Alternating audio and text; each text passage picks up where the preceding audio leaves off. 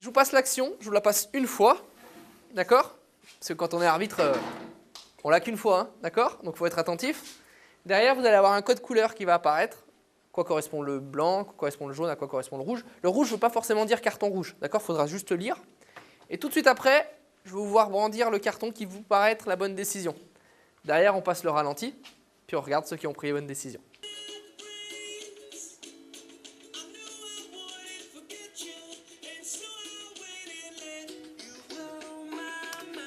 Allez, allez. Ça marche. Que des blancs. Oh, je suis gentil, hein, c'est le départ. Hein.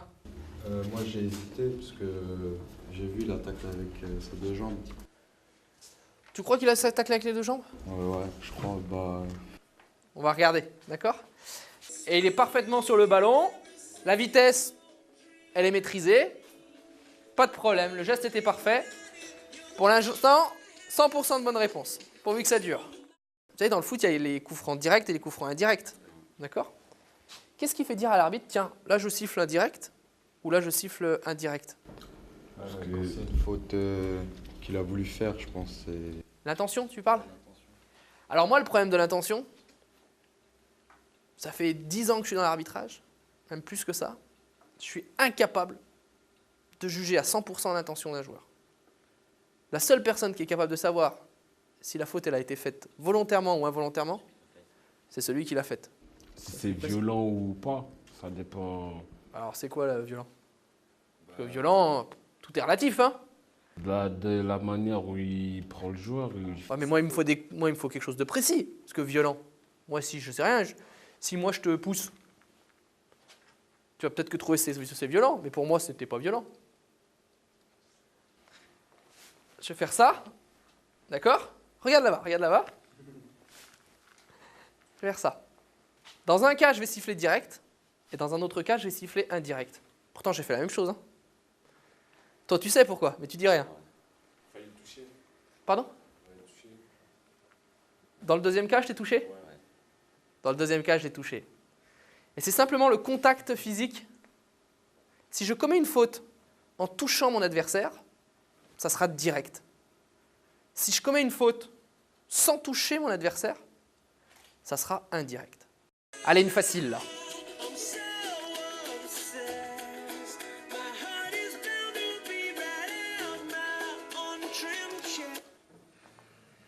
Allez, prenez votre décision. Toi, tu me mets penalty, toi. T'es barjot, toi. On est sur un match de Coupe du Monde. Hein. On n'a pas intérêt à se planter. Hein. On est sur un match de Côte d'Ivoire-Pays-Bas.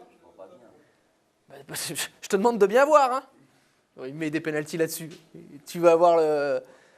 Ça va être la guerre, là, hein, si tu mets pénalty là-dessus. Hein. Bon, on regarde. On va discuter. Mais beaucoup de simulations.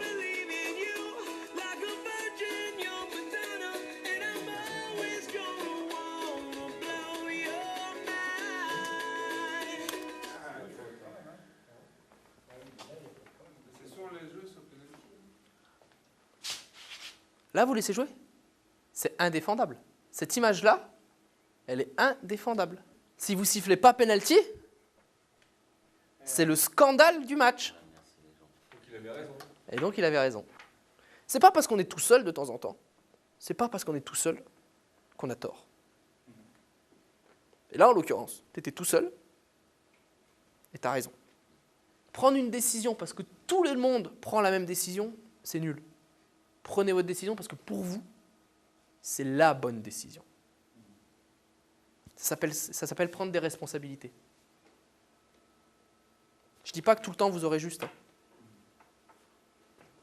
Mais au moins, c'est la vôtre de décision. Et c'est ça le plus important. Moi, j'aime bien les gens qui prennent des décisions. Après, de temps en temps, ils en prennent des mauvaises. Hein. Bah, c'est pas grave. Il n'y a que ceux qui ne prennent pas de décision hein, qui n'en prennent pas des mauvaises. Hein. Mais prenez les vôtres. Là, je vous ai manipulé volontairement. C'est tout se fait avoir. Eh, vous et vos formateurs également. Hein. Pareil. Hein. Je fais faute ou pas? Je vois rien. D'accord, d'accord. Bon, faute ou pas? On n'en sait rien. Bon, on est bien avancé. Un arbitre qui ne sait pas grand-chose, c'est mal barré. Hein. Et vous avez l'obligation. Non, mettez-vous là. Il faut, je vais dire. Ah, mais de temps en temps, on est dans cette position-là. Hein. Ghislaine, est-ce que là, je fais faute ou pas? Non, pas de faute. Ah non, pas de faute, d'accord. Est-ce que... Toi, tu dis rien, d'accord? Ah ouais. Bah, je vois pas de tirage de maillot, je siffle pas penalty, hein. Je suis là. Vous qui allez être ici. Il est barjot, lui. Il siffle pas? Le tirage de maillot, il est évident. Un pas. 2 pas. À 2 pas, quelque chose qui n'était absolument pas évident là-bas devient d'une limpidité la plus totale. 2 pas. Alors vous allez me dire, mais ça c'est le rôle de l'arbitre, d'être bien placé. Oui, je suis d'accord.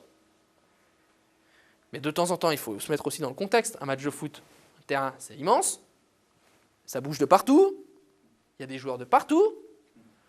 Nous, on fait au maximum d'efforts pour avoir ces 2 pas avec nous. Mais de temps en temps, ces 2 pas-là, eh ben, on ne les a pas avec nous. Si les joueurs ils viennent vous demander une explication, ben, donnez-leur. Mais donnez-leur en fonction de la manière dont le joueur vient vous poser la question. Parce que souvent, on dit les arbitres, ils ne discutent pas. Ou ceux qui ont de l'autorité ne discutent pas. Mais il faut voir aussi comment on leur demande. Moi, quand un joueur il me court dessus en me disant « Wow, pourquoi t'as sifflé le coup franc là ?» Et t'as envie de me répondre? T'as envie de me dire « Enlève-toi, hein. J'ai un match à faire. Hein. » Mais c'est pareil dans la rue. Et un mec qui arrive vers toi et me dit « Wow, quelle heure il est là ?»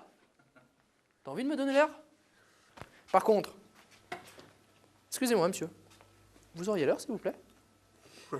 T'as envie de me la donner là? Et sur un terrain de foot, c'est pareil, hein. Monsieur l'arbitre.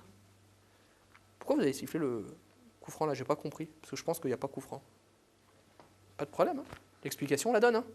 Je ne dis pas qu'on va convaincre. Au moins, on va discuter. Par contre, celui qui vient courir avec les bras en l'air, il demande là, non. Et pourquoi?